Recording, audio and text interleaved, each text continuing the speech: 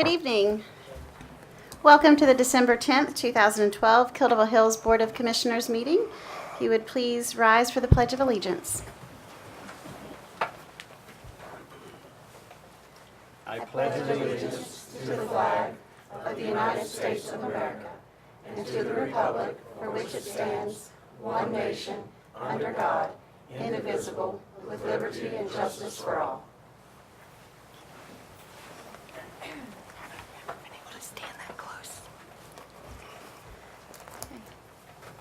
Before we get into our agenda this evening, if you would join me please for a moment of silence.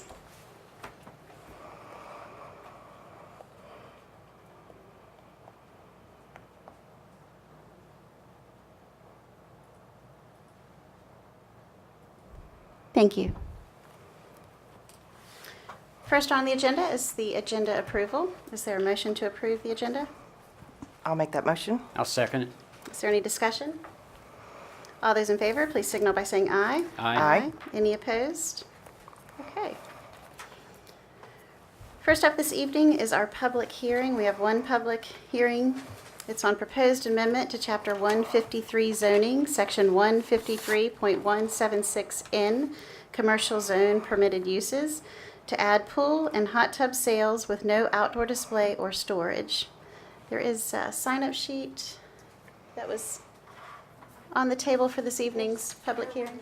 There's nobody on. Okay. No one signed up to speak, but that doesn't mean you don't have an opportunity. If there's anyone that would like to speak, we ask that if you're speaking tonight as an individual, you limit your comments to 3 minutes. If you're speaking on behalf of a group, please limit your comments to 5 minutes. And this is the time set aside specifically to comment on this public hearing. There will be an opportunity for open public comment in just a few more minutes. Is there anyone in the audience with us this evening that would like to speak at this public hearing?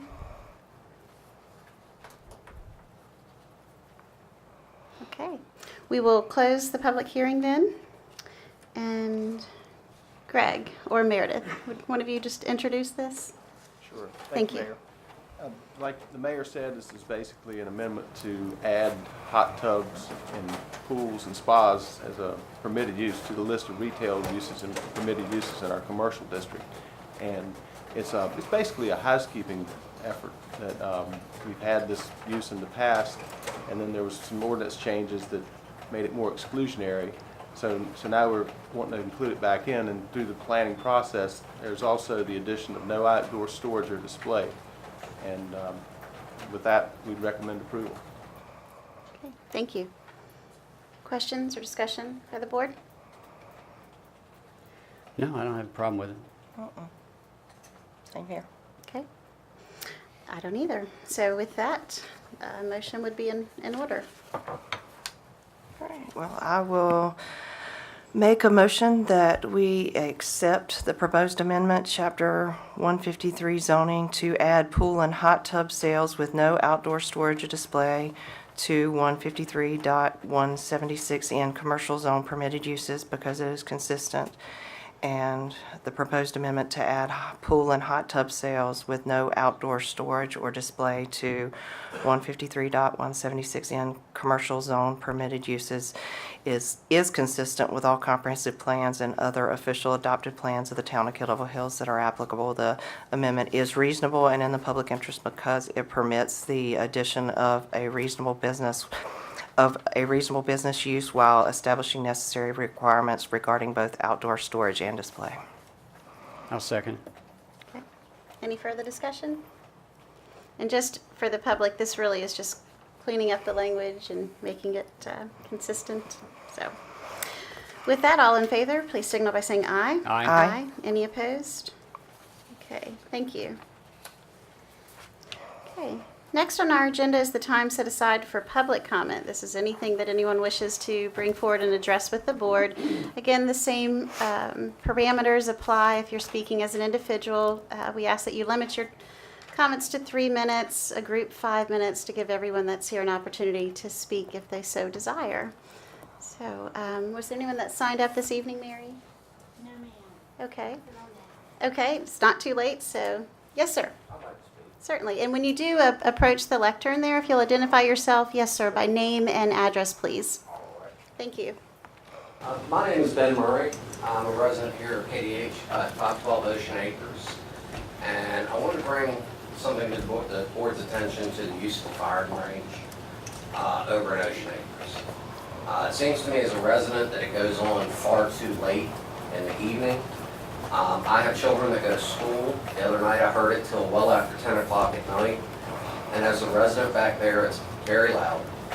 And it goes very late some nights. I understand that the police need to train. Got no issue with that. I want them to hit what they're aiming at, frankly. So I think that's a really good idea. But I think it should be able to be accomplished at a reasonable time so that children who are trying to go to sleep and go to school the next day can get to bed at a reasonable hour. Gunfire off and sets dogs off, the dogs start barking, the kids can't sleep. I talked to Doug Dowdy about it, who's our sheriff. He expressed that there is a requirement that the police need to do a certain amount of nighttime training. I'm all for it. Personally, I think they could possibly use this. There's a range in Dare County, I think in Stumpy Point, that they could use possibly. But for me, there's several people here that are here about this issue. I don't have super young kids, so as long as it's done by 9, as far as I'm concerned, it's fine. But I know people with infants that put their kids to bed much earlier than 9 o'clock. So I think it should just be looked at as to set a reasonable time that they should be done with their training. And that's really all I have to say. Okay. Thank you. Thank you. Thanks. Who else would like to speak this evening? Have public comment. Welcome. My name's Matthew Berman, 1623 Wood Duck Lane. I'm here with Ben as well on the issue of the gun range.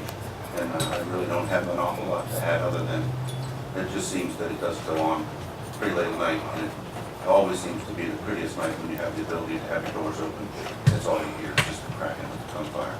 And it also seems, I'm not a real big gun enthusiast, but it seems like they're carrying weapons on to that range that aren't necessarily what they're being issued, either with their sidearm or what they carry around in their truck.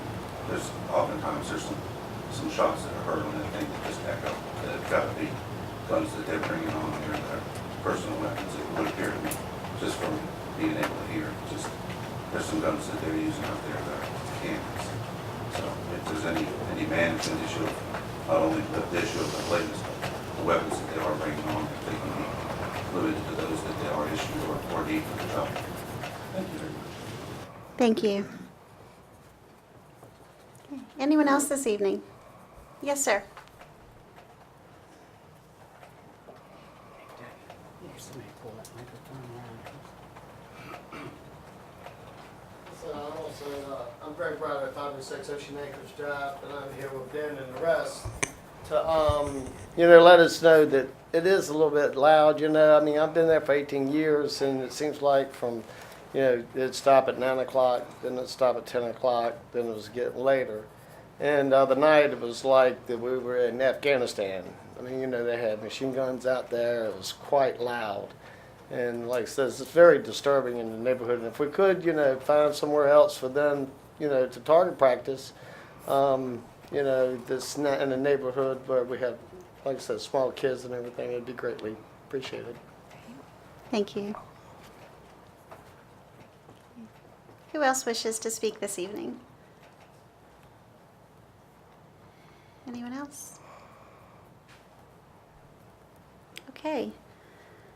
Well, we will move on to response to public comment.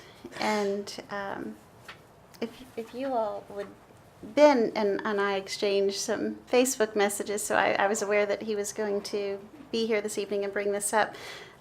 So before we get into discussion, I did speak with our chief this afternoon and would like to call our police chief up, Chief Britt, to kind of give an explanation from the police standpoint, and then we can have our discussion as well, kind of explain a little bit about the range and the use. Thank you, Mayor. Thank you to the citizens that came out. As we talked before, they have a very legitimate concern, complaint, and it's not unusual. We have one about every year, or at least one. The short version is that the range actually belongs to Nags Head. They actually run the range. I know for the last 2 weeks, they've hosted a firearms instructor course. So they've been there every night of the week for the past 2 weeks. And I've even heard several shots from the bypass. So, and it's especially noticeable on those calm nights and where you have a light northwesterly wind. But as long as they operate the range and allow us to use it, it's more efficient and practical for us to use that range because it's close. If we weren't using it, someone else probably would be. But we, as you already know, as Sheriff probably already told you, we are required to qualify with our weapons annually. We like to do it 2 times a year, simply because it's one of those things, if you don't use it, you lose it. And you certainly don't want to lose your proficiency when you're talking about something with such a liability.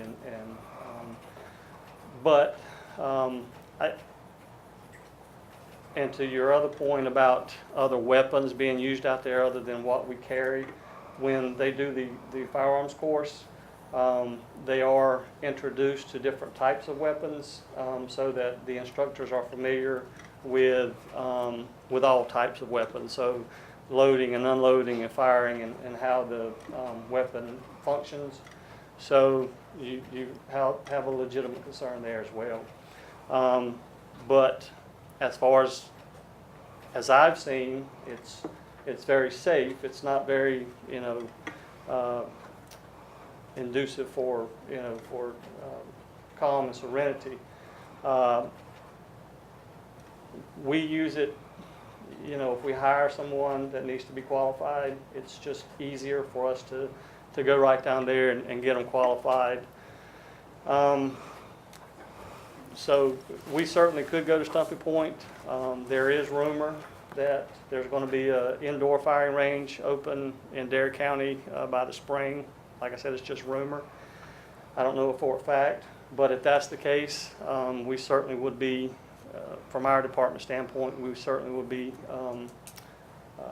looking to that as an option to do away with all the noise that we would produce. But as far as the overall operation of the range, it's, I hate to pass the buck, but it's on NAG's head. And as long as they have the range and keep it open, then people can, other municipalities have the right to go down there and use it when we're not. So, do you have any questions, Mayor, Council? Any questions for Chief? I remember that this issue has come up several times, and mostly concerned with the night fire.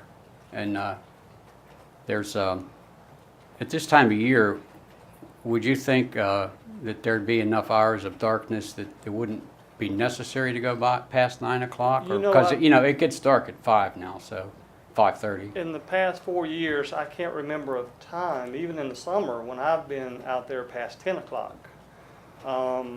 Now, obviously, in the summertime, when the days are longer, we have to stay there a little longer to do the night firing, because it has to be totally dark when we do the night firing. Usually takes us an hour and a half, 2 hours after it gets dark to qualify, the whole 15, 16 people that are out there that night. During the summer, it's probably closer to 10 o'clock, 10:30 by the time we get cleaned up and leave the range. So like I said, it's a legitimate complaint. Well, even though, and thank you for all that information. I think it's just good to let everybody have the information so they know the challenges that we're working within. I don't know whether it would do any good, but I would like to, if the board agrees, send a letter to the mayor of Nags Head and the police chief just sharing the concerns that were brought up to us tonight and asking for any consideration they could give to, especially during the school year, honoring possibly Monday through Friday a 9 o'clock cutoff time. So we could certainly acknowledge that we recognize that they need to qualify, they need the nighttime, and just see if they would be willing to work with us on that. I'd be in favor of that for sure. Definitely. Thank you. Mayor. Okay. We'll start with that and see what happens, see what response we get for the citizens that were here and brought that issue to us.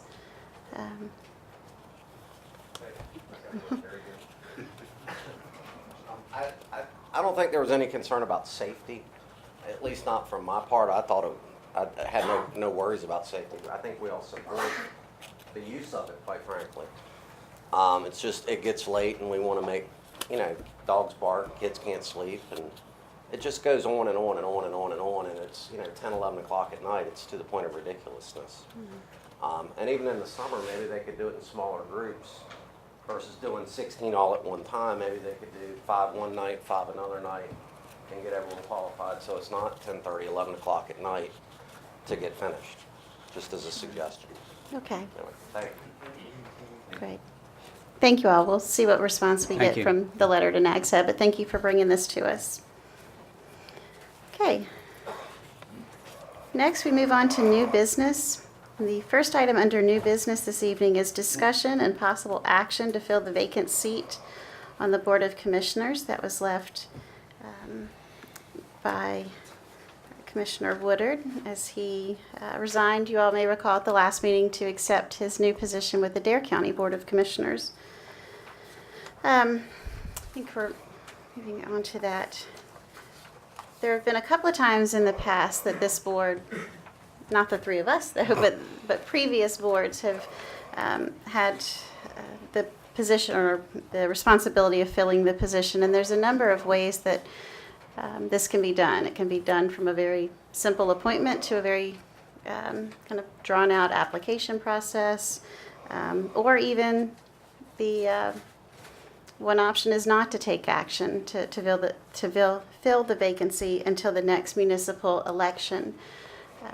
I've had the opportunity to have some discussion with my fellow commissioners, and there's a lot that this board is going to have to digest over the next year and really work with the citizens to make decisions. Those of you who follow the meetings, you're aware at our last meeting we had a beach nourishment presentation. We also will be heading into the tax reevaluation and how that's going to affect our budget coming into the next year.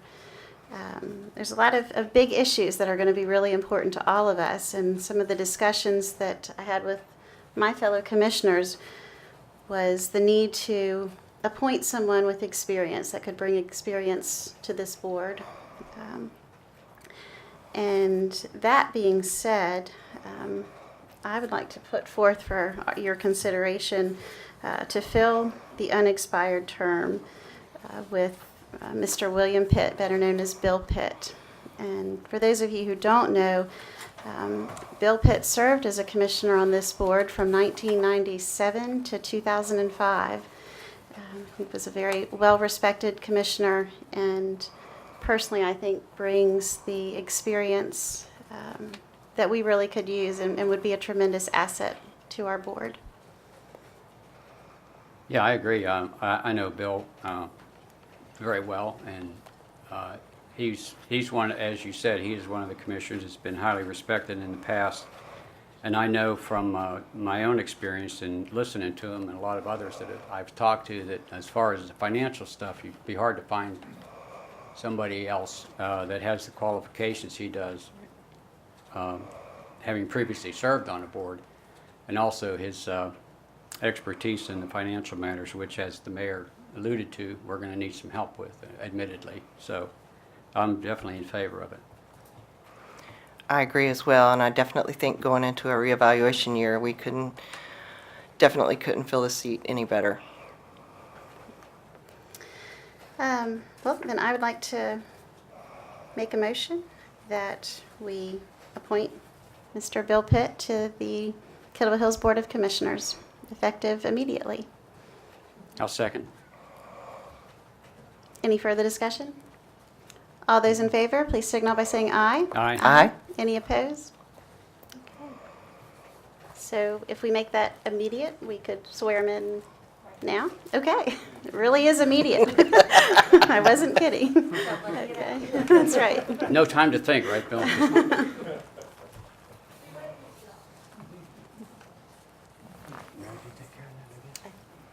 think so. It's Mary. She'll take it. Okay.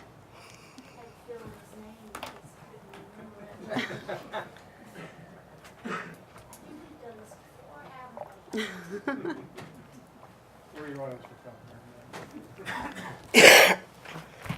Just watch your head on that TV, Bill. I remember.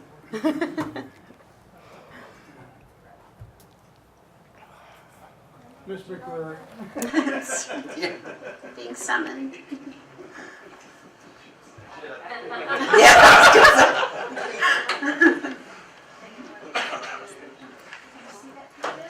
no, I can. I, Bill Pitt, do solemnly swear that I will support and maintain the Constitution and laws of the United States and the Constitution and laws of the state of North Carolina not inconsistent therewith, and that I will faithfully discharge the duties of my office as Commissioner of the Town of Kill Devil Hills according to the best of my skill and ability, according to the law, so help me God. Thank you. Thank you very much.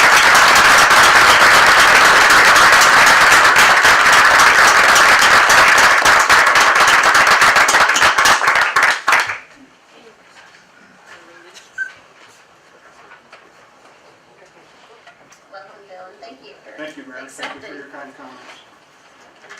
Yes, thank you very much for accepting the position, Bill. I look forward to starting with you. Thank you. Welcome.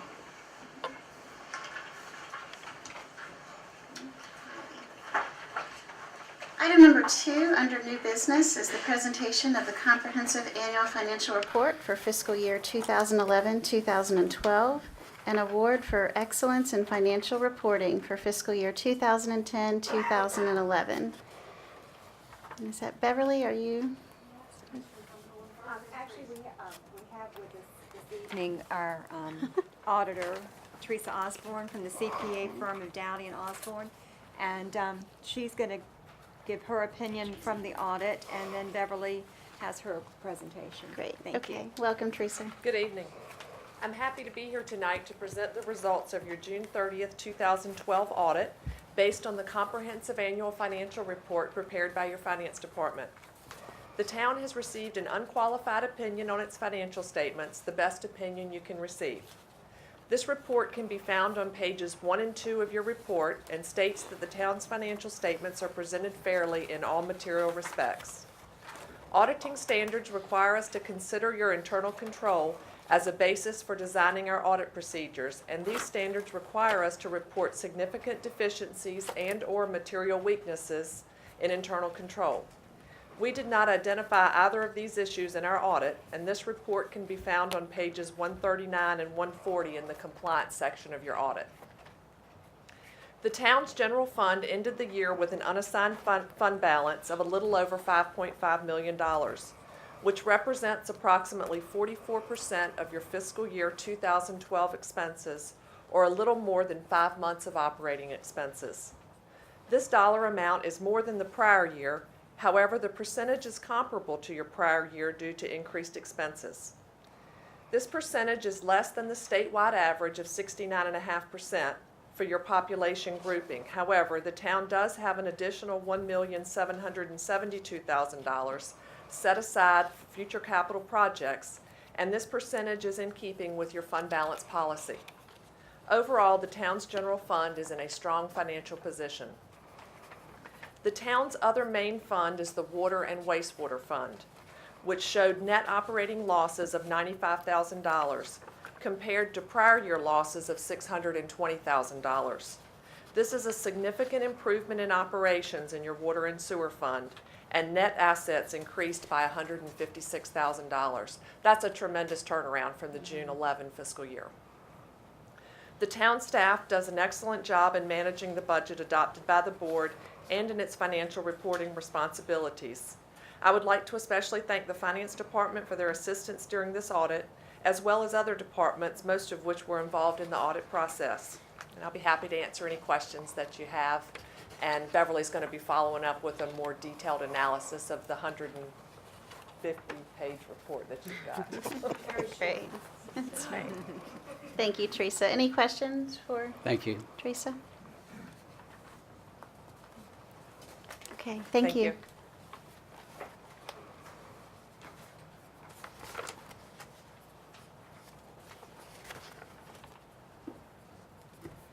Okay, first of all, I would like to present our award for our Certificate of Achievement for Excellence in Financial Reporting from the Government Finance Officers Association of the United States and Canada.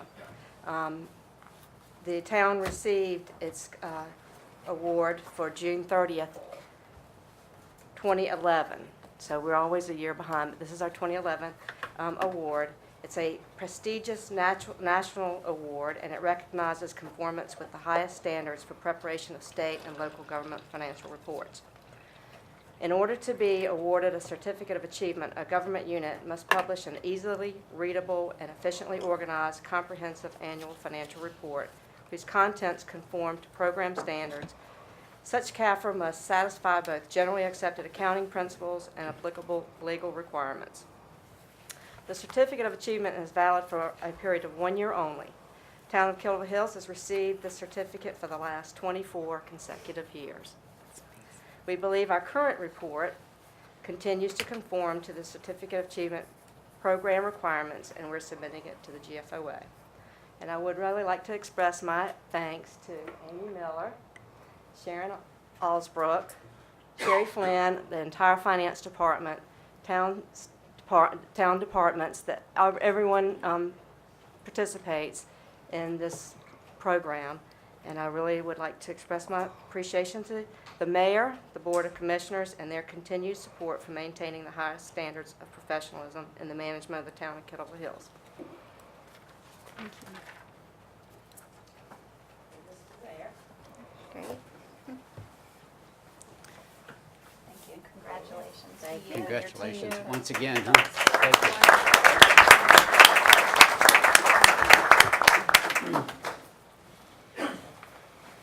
That certainly is quite an honor, 24 consecutive years. And 24 years, just great work, and really a testament to the strong department you have and the great staff we have. So And I guess I thank you. should note that Teresa was involved in that too while she was the finance director here. So we just been carrying it on.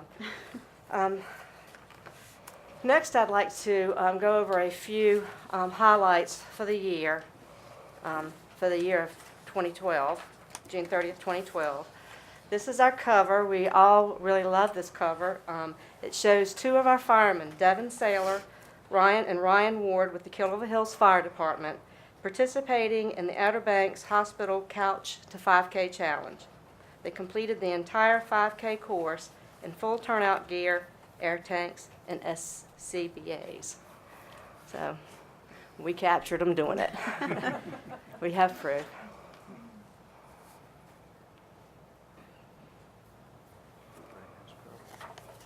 Thank you, Greg. I'll go through a few highlights. At June 30th, the town's net worth, and this is townwide, net worth was $38.2 million. And that $38.2 million, net assets, governmental assets, were 21.7, and enterprise, which is the water fund and the wastewater fund, was 16.5. That was an increase over the prior year of $1,335,000.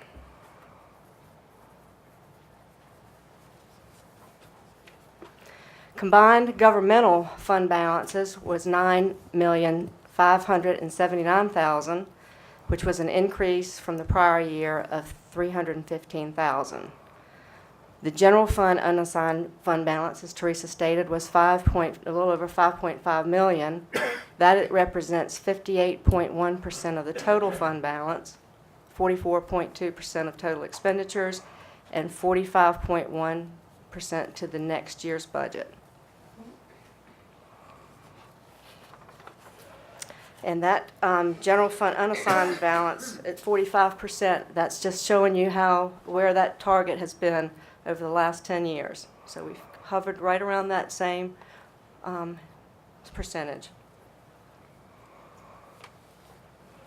Some more financial highlights. Our debt outstanding, general fund debt is total $2.7 million, and the water fund is at $50,000. And that ratio is about of debt service and the general fund expenditures is approximately 5%. And again, you can see the 10-year history. It's hovered right around that 5%, with the exception of a couple of years there when I believe we bought the fire department property. Okay, the primary revenues in the general fund, as you see, are the ad valorem taxes, occupancy, and sales tax. They comprise a little over 3/4 of our revenues. Okay, the primary expenditures are the largest portion of the expenditures is in public safety, which includes police, fire, and ocean rescue. The other is the general government services, which is administration, maintenance of public buildings and grounds, finance, our insurances, health insurance, property and liability insurance, the planning department, as well as information technology. Hope I didn't leave anybody out there. And then we have our environmental protection, which solid waste, transportation, and then the fleet maintenance is the public works.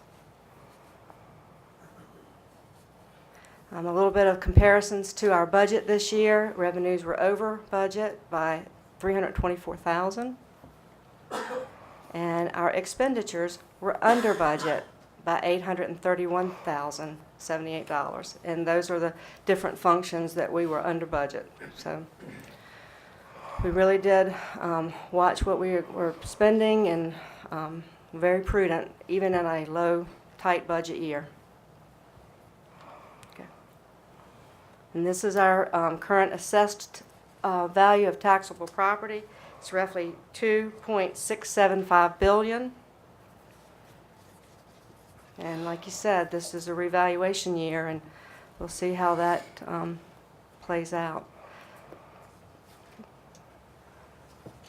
All right, another large revenue source is shared revenue source is sales tax. This graph shows the total sales tax coming into the county.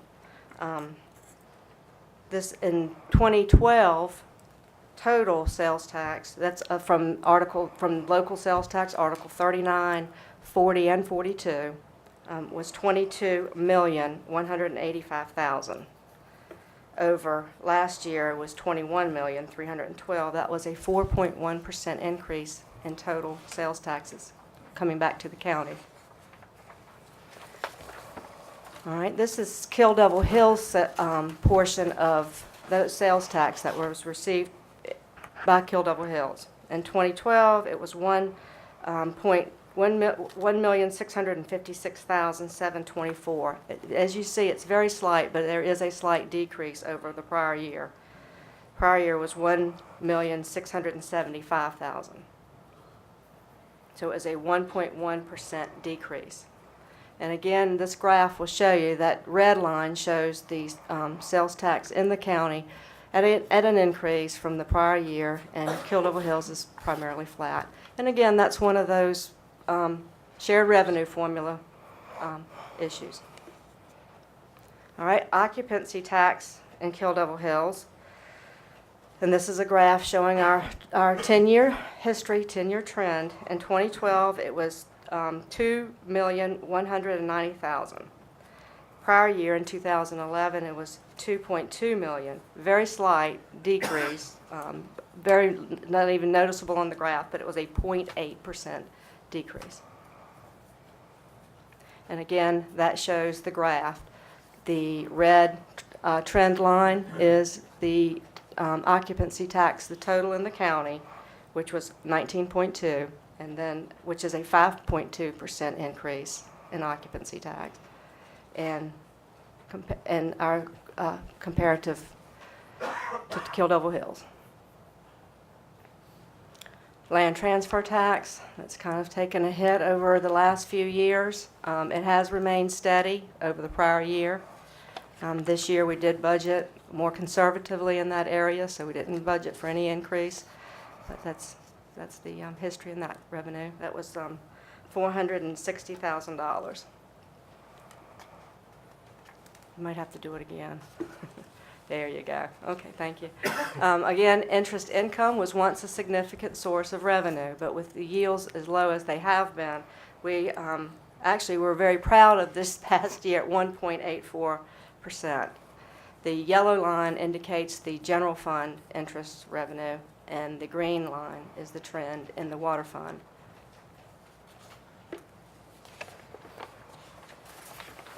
Surplus sales, that's just one of those things we report every year to you. These were items that were placed on an auction site called Gov Deals, and these were the proceeds from those sales. 2 police vehicles, our old portable and mobile radios, and just other various computer equipment, etc., for a total of $10,487. Okay, I'm going to just try to go through quickly some major initiatives. We completed 1,041,848 in street, drainage, water line, and wastewater improvements. And those are some of the dollars that we spent on those projects. The largest being we finished the West First Street. We finished the drainage project in the southwest area, phase 1 and 2. We did the spring project, and then the water lines and wastewater lines associated with those projects. Other initiatives were we borrowed $295,721, purchased computer equipment with that, as well as 2 garbage truck bodies. Also, we updated the water system master plan at a cost of $122,752. All right, and then we have a string of grants here that I wanted to point out. The Safe Routes to School grant that's been on the board for a couple of years now, but it was finally completed in this fiscal year. We finally received all of the money. The total cost to the town, or the total project was $456,171, and that was predominantly funded by a grant. A local match was $56,471. We have the Dare County Shoreline Management grant. We have the police officers. We've had that for we're in our final year for those grants. The Governor Highway Safety Program. We have 3 police officers. And then the community-oriented police, is that correct? Am I saying that right? All right, we have 1 police officer there. And this particular time, we are funding all of those officers at 100%. We have the Government Access Channel grant at $16,953.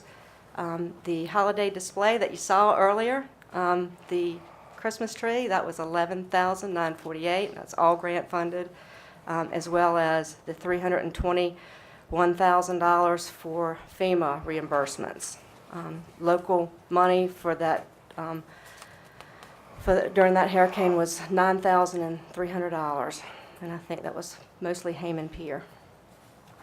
Okay, ready. Try. We have 2 capital projects at this time. One is the Public Works Complex, one is the fire station. They are included in the CAFR. However, there is no activity, so we won't discuss them. In fact, we even kicked around maybe we might want to close those projects and reopen them again at a time when we're ready to move forward. But they are detailed in your CAFR. We have several capital reserve funds still. Shoreline accesses, recreation, street and storm water management, beach nourishment. We still have set aside funds in the land and buildings reserve. And then we have one special revenue fund, which is for wireless communications. And these funds have been consolidated in some cases into the general fund, as you'll see in your CAFR. And we'll give you the balances at Shoreline Accesses is $214,899 at June 30th. Recreational facilities had $83,954. Streets and stormwater management had some activity in that fund. We started the year with $390,663. There was a budgeted contribution to that fund of $531,932 in accrued interest for a total of $932,730. We used $657,298 authorized projects. That's money that was spent and or encumbered. And the available balance at June 30 was $275,432. Beach nourishment, same. There was activity in that fund this fiscal year. Started the year with $1,040,744. It accrued interest of $12,327. Two expenditures in that fund. One was for scoping services earlier in the year, and then the most recent was an encumbrance for the project information document, and that's a combination of actual payment and encumbrance. To come up with an available balance at June 30th, 2012 of $954,555. And then that land and building, we called it the capital improvement plan for land and building. That had no activity for quite a while, but it still has $19,055 in that fund. Wireless communications.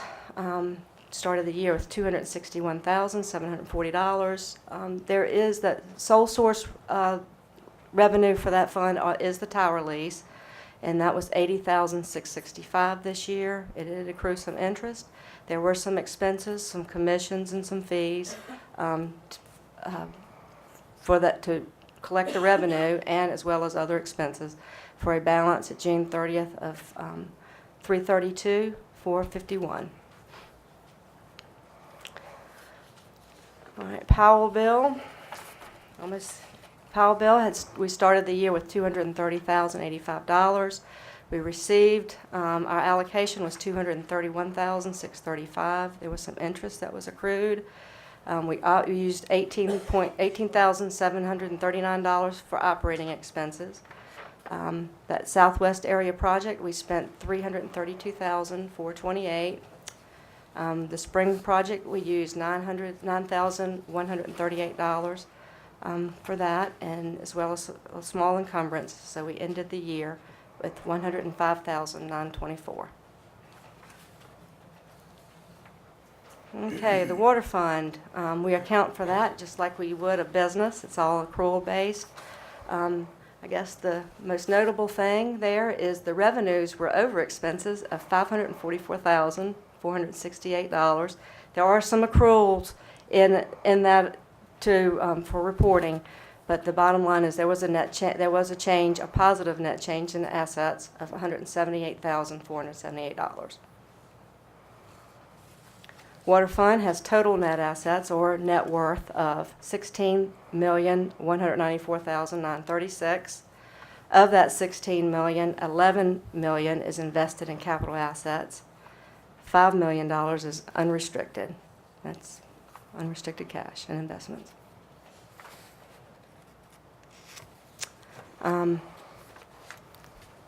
There was a 6.82 decrease in wholesale water rate that we purchased from Dare County. The current wholesale water rate is 1.665 per 1,000 gallons.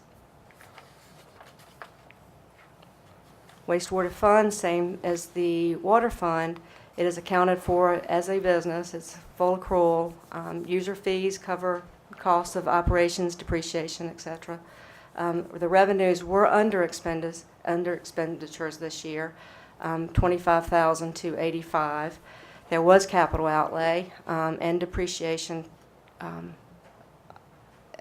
$121,336.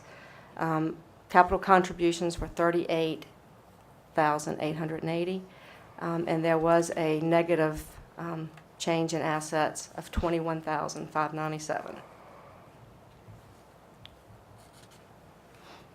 Total net assets in the water fund is $358,000.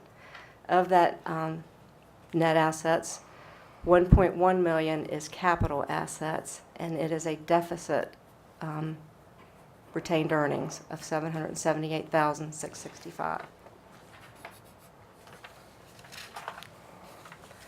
And there is a debt to the water fund. The balance of that debt at June 30th, 2012 is $815,569. That is a decrease over the prior year. And as you're aware, we currently have a repayment plan to repay that debt. Okay, some of the key ratios that we report every year in the enterprise fund, this is a combination of water and wastewater, is the operating margin, which is .03, a minus .03, which, as Teresa said earlier, we have come up a long way from last year. I think it was a minus 20 last year. The median is actually 5.6. The quick ratio, which indicates the system's ability to pay its current bills, is 6.7, which is pretty strong, and the median is 3.9. And the median represents governments our size, our population size, that have water and wastewater services and without electric services. The days sales and receivables, that shows how quickly we collect our payments. And ours is 52 days, and the median is 50. The days we have cash on hand is 641 versus a median of 318, so we are strong in that area. And then our cash flow from operations is $651,081. The median, $476,346. We do have a pension trust fund for our law enforcement. It is fully funded by the town. It is a state-mandated fund. We currently have 5 eligible retirees that are drawing a benefit from this fund. It had $14,692 in it at June 30th. We fund it every year, and currently it requires about $88,297 to fund our current retirees. And I believe with that, we have summed it up. If there are any questions, I'll be happy to take any questions. We will put a copy of our, we have these copies available in the finance department, or we also post it out on our website. We will post it out on the website. Thank you, Beverly. Thank you for the report and all the work you all do. Does anyone have any questions for Beverly? Beverly, I'll get in touch with you later, but I don't know what the purpose of the wireless communications reserve fund is, so I'll give you a call and you can brief me up on that. Okay, will do. Thank you, Beverly. Thank the staff for it. Okay. I will.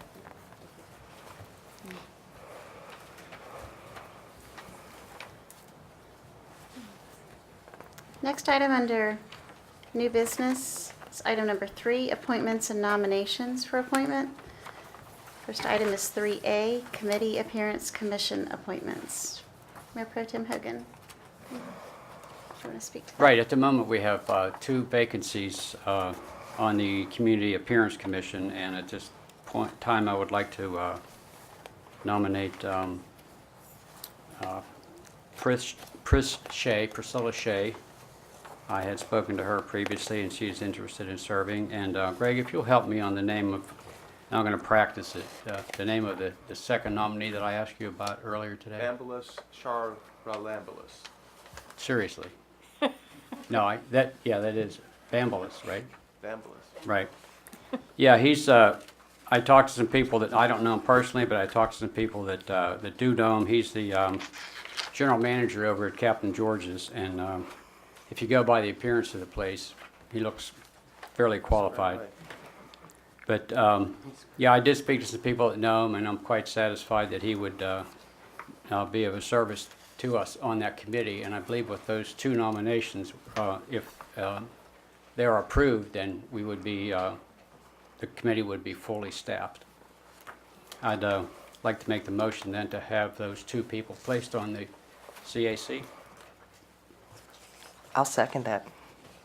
Any discussion? All those in favor, please signal by saying aye. Aye. Aye. Any opposed? Okay, thank you. Thank you for doing Next. that, Mike. I'm glad I didn't have to say that name. I haven't said it yet, so I'm practicing. The next item is an appointment to the Dare County Tourism Board nominations. These are nominations. You may recall Commissioner Woodard was the appointee from this board, and the Tourism Board requests 3 nominations, and then they're ultimately appointed by the Dare County Board of Commissioners. So the nominations here would go to Dare County to make that appointment. So,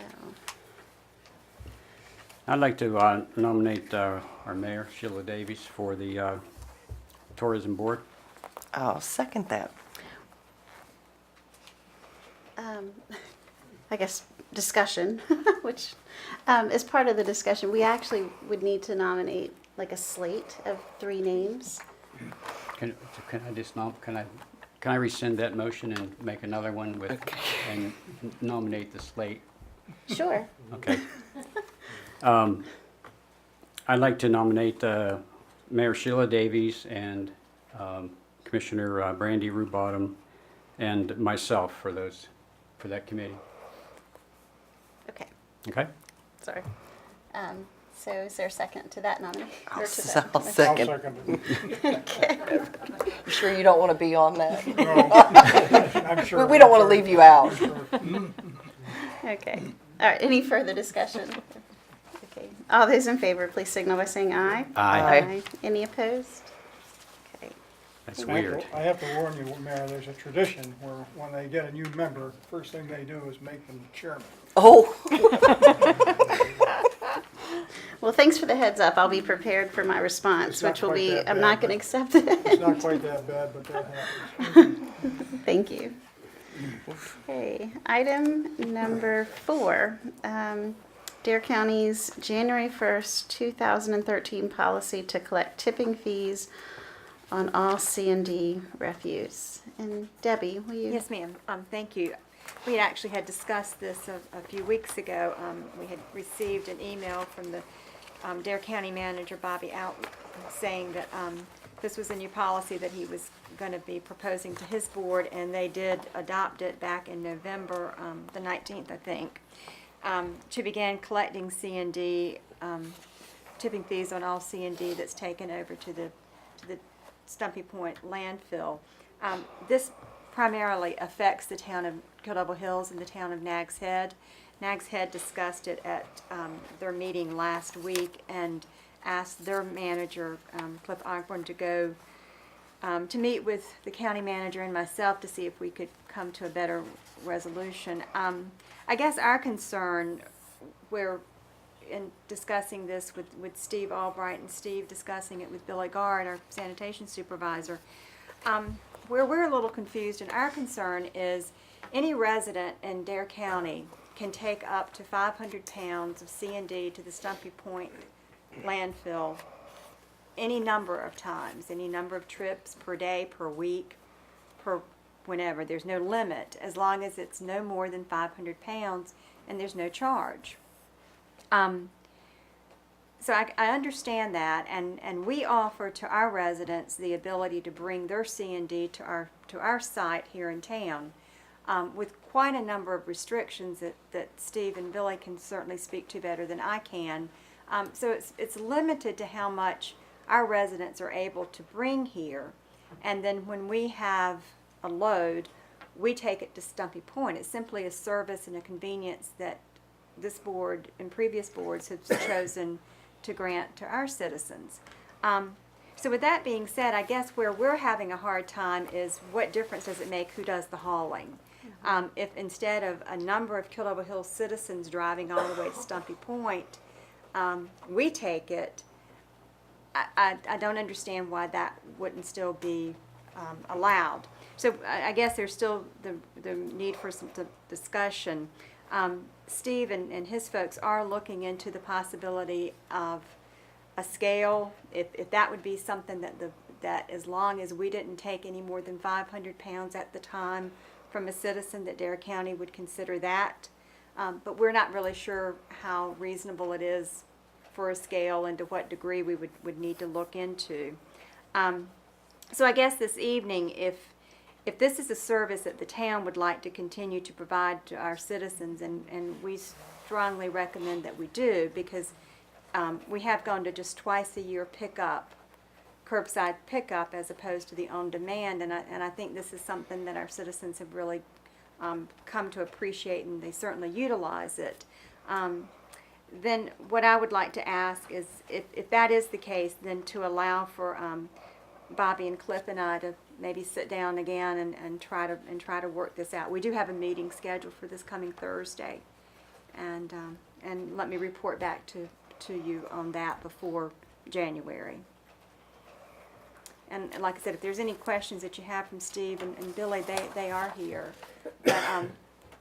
But they have some pretty strong restrictions down there. It's not just dump everything, and they did do an average of what we take to Stumpy Point, and it is less than the 500 when you average out our number of trips through the year. But if we had to pay for every ton, then we're looking at around $54,000 a year. And if I understand this correctly, it doesn't matter if we're, according to this new policy, if the town of Kettleville Hills is transporting, it doesn't matter what it weighs, we're going to be charged. But yet if a private citizen, an individual citizen was carrying it, if it was under the 500, there would not be a charge? We haven't really had the discussion as to whether we could take less than 500 pounds. Well, and then you'd have to calculate how many trips that takes I was and going to what's say, that then cost. you'd have to weigh Right. the difference between making that many trips. Yeah, I think I think the easiest way I think to illustrate it is that 30 people could go over there and take a load under 500, and they have to work with 30 different people and 30 different transactions. Whereas if we allow them to put it in our dumpster here and we take it over, they have one transaction. So it's really to their benefit, in my opinion, for us to be able to collect it and take it over there all at once, twice a year. That seems like it's a lot simpler. We Not make more just than, not just twice a year, but I mean, Right. the Yes, sir. major deliveries to there would be twice a year from the pickup. right. Yeah. Yeah, and my understanding is the 500-pound waivers for residential customers. When we haul, we would be like a commercial hauler, is how they'd classify us. Right. And Steve's also made some good points in our discussion with it. Is we also have been able in the past to take over C&D from town projects when we do various. Like the water main project was Right. a good example. The concrete and the other debris went over to the county at no charge. And that would certainly add considerably to those projects if we were having to pay tipping fees. Yeah, at the very least, I mean, this is in the middle of a budget year, and we didn't budget for that 50 plus, so. I think at the very least we would ask that it be postponed to the new fiscal year. But I think we're all still just having a hard time understanding why it matters who hauls it. Mm-hmm. I mean, we're not a commercial endeavor. We're offering a service to our citizens. Absolutely. Well, yeah. What has the level of discussion been to date on this? I mean, is it with you and Bobby, or? Yes, sir. Bobby and I have discussed it, All right. and Cliff. Bobby and Cliff and I, all three, have discussed it. And I think it was something that maybe the county manager had been under the impression that was being charged. And I think maybe when we had this last storm, there was quite a bit of C&D from that, but there was no declaration, so you're not going to see the FEMA reimbursement, because that's when the discussion came again was in November when, Do you know what his objective actually is? well, I think the county manager sees that that other towns are paying it and Nags Head and Kill Double Hills aren't. I see. Nags Head and Kill Double Hills have their own Oh, sanitation. Okay. Dare County contracts with the other municipalities, Mhm. so they pay for their they do twice a year pickups, and they pay for that. Okay, I get it, yeah. All right. So he wants you to pay the same fees for the pickup as the towns that already use the county Well, service? pay the tipping fees. Yeah. Do you need a motion or anything, or you just, No, sir, if the board concurs, what we wanted to discuss with you this evening is obviously one option would be to no longer allow our citizens to drop off the C&D at our site. And if that was going to be the direction of the board, there really wasn't any reason for any more discussion. But we would like the board to consider that to be a service that we continue to offer. I agree. Absolutely. How many drop-offs of that do we have per year, do we know?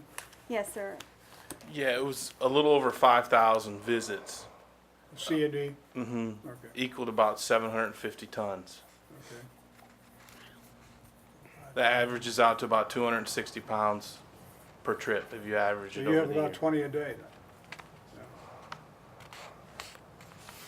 Is the consensus of this board to keep that service intact for our I think so. citizens? Okay. So, Thank you, Then- ma'am. Thank you, students. All right, moving on to item number 5, request to authorize bidding phase for Phase 2 Bay Drive multi-use path. Meredith, I call on you to introduce this, please. If you recall, when we did the street recommendation at the beginning of last year, we asked permission to go ahead and start the design phase for our spring project, which was the Bay Drive multi-use path.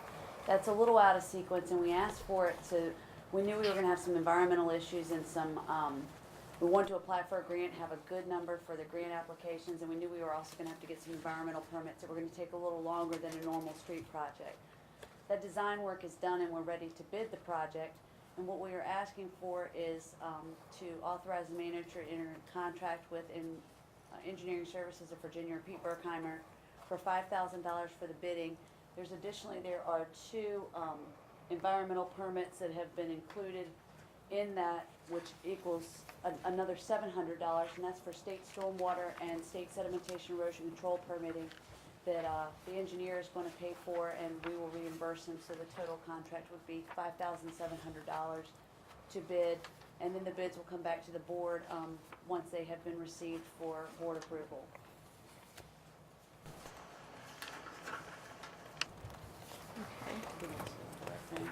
Thank you. Questions for Meredith? Yeah, Meredith, you and I had spoke earlier about this, and it might interest some people to know what those fees are comprised of, what the 5,700 is. The meetings and such. The $5,000 for the engineer is he creates a specification book for the bidders. He prints plans, he holds pre-bid meetings, he holds bid openings, he tabulates all the bids, and formulates a recommendation to the board on bid acceptance, along with his contract for oversight for the project. And usually that constitutes 4 to 5 meetings with the contractors. And then there's also 2 permits in there for state stormwater and sedimentation erosion control, which consists of this other $700 that's part of this request. The document's quite lengthy that he has to prepare, right? Yes. Okay. And he's going to pay this up front, as you told me, and then we're going to reimburse him. He's going to take care of everything. Yes, sir. Okay. Thank you. Any other questions for Meredith? Okay. If not, a motion would be in order. I move that the Phase 2 of the Bay Drive multi-use path be authorized for the bidding phase. I'll second. Any further discussion? All those in favor, please signal by saying aye. Aye. Any opposed? Thank you. The last item under new business this evening, item number 6, requested amendment to Chapter 153 zoning, Section 153.076 parking to define and establish parking requirements for warehouse, industrial complex, and Section 153.226 light industrial zone to add warehouse, industrial complex to permitted uses. Meredith, thank you.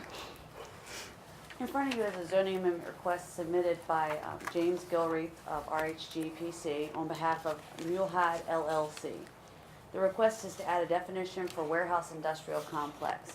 The goal of the applicant was to create a definition for large warehouses over 50,000 square feet where the parking would be reduced for these large industrial warehouses. If you look at the original application, it's a very broad definition, and through working with staff and the planning board, the definition's been narrowed down, and it has a few thresholds in it to ensure that this remains an industrial park and doesn't become a shopping center with reduced parking. And that those thresholds include that it has to maintain, be a warehouse or large warehouse per the definition in our current code. Up to 60% of the gross floor area has to be used for warehousing. The other threshold is that 15% of the gross floor area can be used as office under this reduced parking schedule. And if they choose to build more office space than that 15%, then that would be parked at 1 to 400, which is the current standard for warehousing.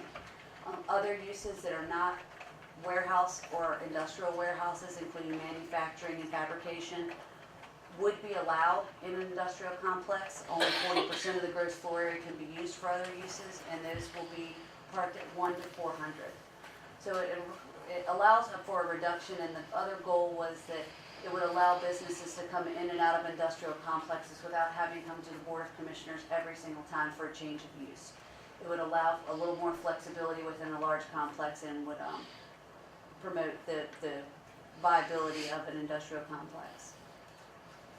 And Mr. Gilreath is here if you have any questions for him, and we're just asking to set the public hearing. Great. Okay. Does anyone have any questions for either Meredith or Jim Gilreath that's here this evening? Welcome, Jim. This one. No, I don't. I'm happy with it. And did I understand you just said to schedule a public hearing? Yeah, we're asking you to schedule a public Okay, hearing. okay. Yes, ma'am. This was in, yeah. January that's fine. 14th. Okay. Open the floor for discussion. Are we going to take the calendar for a meeting under advisement in this meeting? We are, and that's a great point, Bill. It's under the mayor's agenda, under the mayor's agenda this evening is looking at the 2013 calendar. Might I suggest that until we set that calendar, we defer, or we might just say establish For the first meeting in June. a public hearing at the next regularly scheduled meeting, and rather than Yeah. a date certain. It's a good idea. Yep. I think you have to set a date certain for the hearing. We It have to has have a be date certain? specific date. Okay. Well, then can we I- table this? Well, we Or- can table it and go and do the calendar Yeah. and then come back and Okay. set this. It'll just take a second. Sure, and yes, okay. Mm-hmm. So are you suggesting this is tabled till after the mayor's agenda? After we consider your agenda. After item. the Okay. mayor's agenda. Yeah, Okay. okay. Okay. And that's just cool. rearrange the agenda order. Okay. Do we need a motion to do, no? Okay. All right. Thank you. Well, we'll be heading there really quickly. It's not that much longer, so. Okay. Next on the agenda is the commissioner's agenda. So start with Mayor Pro Tem Hogan. I just wanted to say we have these two committees put together, the Community Appearance Committee and the Bomb Site Study Committee, and we'll be trying to get each of their first meetings started in January, and primarily just general discussion to begin with, and just various ideas that people have, and I think I'm going to be on the Bomb Track Committee, and I'm going to ask the members of the committee to come up with some ideas and maybe talk to other people around the town and definitely go look at the site. Maybe we can arrange a tour for that. Take a tour of the site and they can actually see its potential. I've been back there and I think it's really, it has a tremendous amount of potential. So we're going to be scheduling regular meetings for those two committees starting in January. And the other thing I'd like to comment on is the decorations over at the Aviation Park. We have the tree there, and we have a few other things at the moment, and we have some plans for doing some, over time, doing some pretty great things over there, I think, and that's going to be handled by the Streets and Special Projects Committee. And I believe you're going to discuss that at one of your next meetings, Howard, correct? Mm-hmm. Okay. Soon. In conjunction with our streets, yeah. Yeah, right. With the streets committee meeting. Right. These kind of things, you can't wait until September to try to decide what to do, because it takes a lot longer. When you have to get the stuff that you need, and of course, we'll have to wait at least till the budget time, so we have how much money we can give to it. But I'm pretty excited about that too. But I think that's about all I have for now. Thank you, Mayor. Thank you. Have anything except welcome. Thank you. Thank you very much. Commissioner Pitt, do you have anything? Thank you. Okay. All right. Well, now we're at the mayor's agenda. That didn't take long. Okay. We'll do the first thing under mayor's agenda would be the proposed 2013 meeting calendar. Basically, the calendar that's presented to you for your consideration this evening proposes one regular meeting during the months of January, February, March, July, August, September, and October. We historically have always July, August, and September held just one meeting.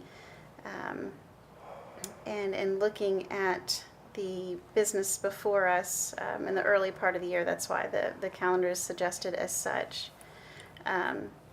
In November, the meeting is proposed to be held on Wednesday the 13th, as the Veterans Holiday falls on Monday the 11th.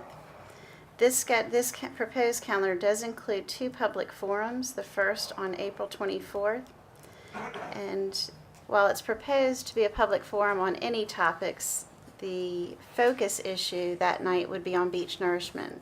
I mentioned earlier in the meeting that that's going to be something that will be really getting involved in some serious discussions over the next year. And this would be what I probably envision as one of the first discussions that we really engage with the public on beach nourishment. And then the second public forum to be scheduled on October 23rd. So in addition to these proposed dates, one thing I also would like to bring up for consideration is the time of our meetings. Historically, the meetings have always been held at 7 p.m. We had one meeting, a couple of months ago that we moved up to, I believe, a 5:30 start time to work around one of the commissioners' conflicts that evening. And a couple of commissioners expressed to me after that meeting they really liked that 5:30 time versus having that, maybe staff too, but anyway, having that gap in between just going home and waiting for a meeting. So I wanted to kind of throw all of that out at one time for discussion and consideration. Well, I was one of those commissioners that liked it, so I'll just say I'm in favor. If that's consensus of the board, that's fine with me. I'm pretty flexible with my schedule. What do you think? I think it's a terrible idea. What? Well, I'm sure you have a reason for saying that. No, that's fine. But 5 o'clock's all right. Well, not 5 necessarily, but like 5:30. 5:30. Not 8 or anything. Yeah. Anyone concerned about not having time for dinner? I mean, and the reason I'm bringing this up is any time in the past that we've held a meeting at 5:30, a special meeting, the staff had provided food. But if this becomes our regular meeting, I don't think, we don't need to spend that town money at that expense. So I would just say either plan to eat before you come or eat afterwards, but I don't want that to be town money to be spent on food. So with that in mind, it could be 5:30 or it could be 6, but I mean, are we fine with take care of yourself and just be here at 5:30? Does that sound good? We'll have cookies, Commissioner Pitt. Yeah. Okay. All right. So Especially if we get out in an hour and a half. is there a motion in order to, well, actually, hold on. If we make the meetings start at 5:30, this schedule also includes a budget work session on, I wouldn't recommend you change that. I think that would be fine. we just start at 5:30 Yes, and the ma'am. regular, okay, would follow that. Keep going. Right, and that might be one that Yeah. we would consider having food. Bingo. Because it might be a Keep the long- board, you know, Okay. going to be staying a little longer. Okay. Okay. Then a motion would be in order to adopt the calendar and change the meeting time to 5:30, starting with our January 14th meeting. I'll make that motion. Is there a second? I'll second it. Any further discussion? All those in favor, please signal by saying aye. Aye. Any opposed? Okay. We'll Thank take you. turns bringing cookies or something. I'll bring cookies. Okay. Gluten-free. Just a few more things, and then we'll go back to that agenda item, just a couple items under the mayor's agenda. Greg, were you able to find, okay, no worries. I did want to, and you guys will not be able to see this, but there was a wonderful article that was in the school paper, and it was circulated. Is it on our website? Yes, ma'am. Great, it's on the website. It's highlighting the work of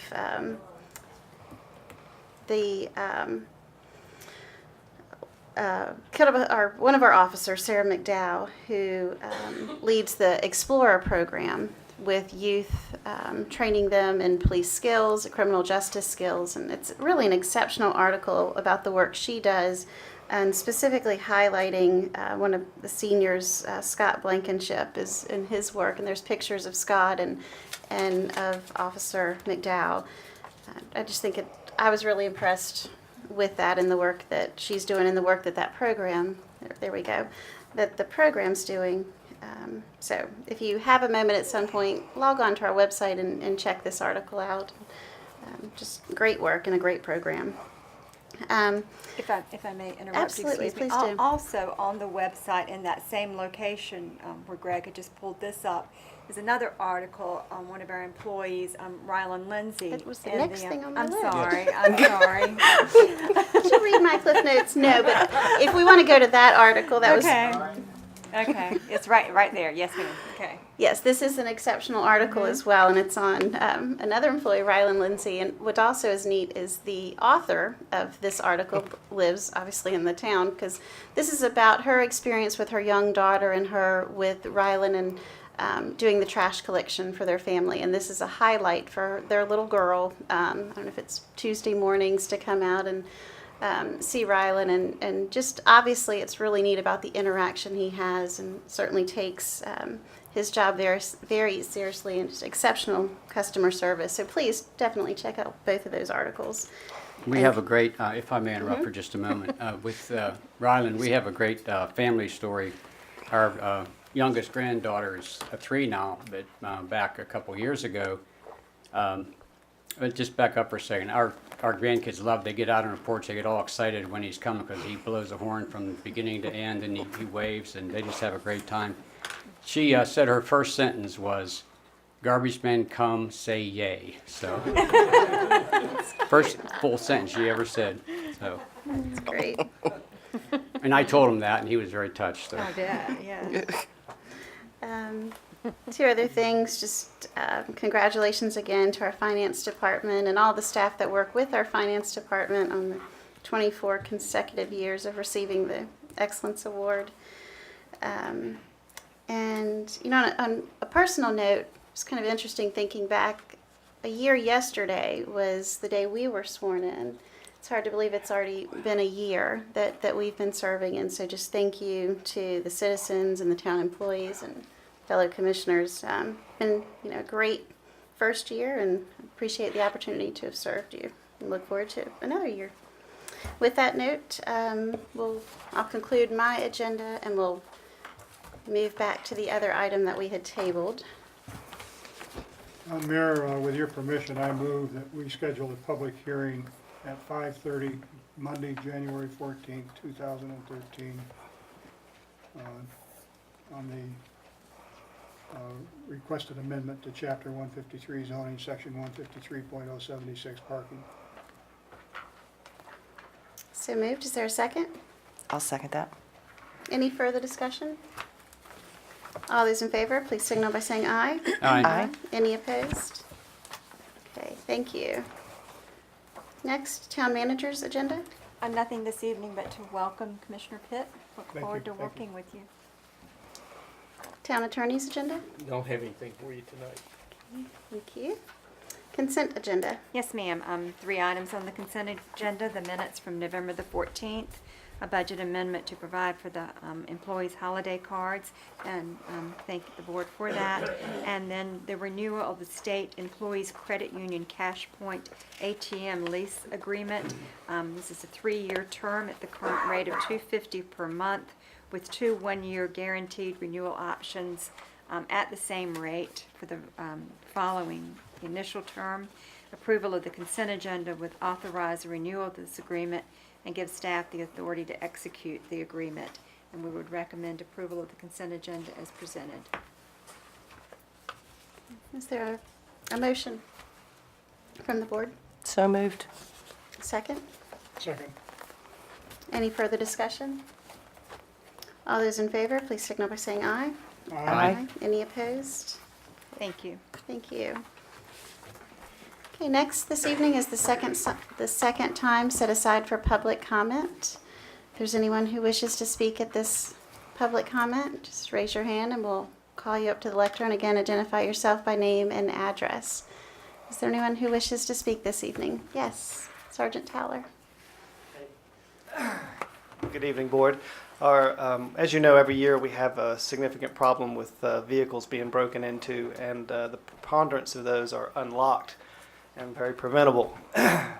And our town clerk suggested that we have some sort of public service announcement about that. And we've all seen the finger wag and, the uniformed officer saying, don't do this, don't do that. So I worked with my friend from the Government Education Channel, Michael Odell, and his children to produce, there's going to be 5 spots. I'm only going to show one, and it's 1 minute, and they'll be on YouTube starting tonight and then running on the GovEd TV.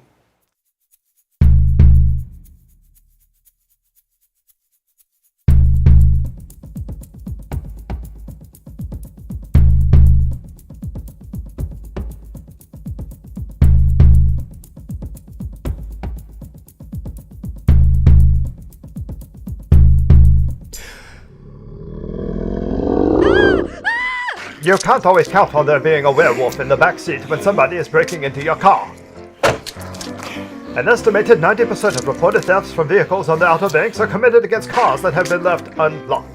Do the smart thing and keep valuables such as purses, cameras, and electronics out of sight or in the trunk, and lock up your car. It's so simple. Even a child can do it. Easy peasy.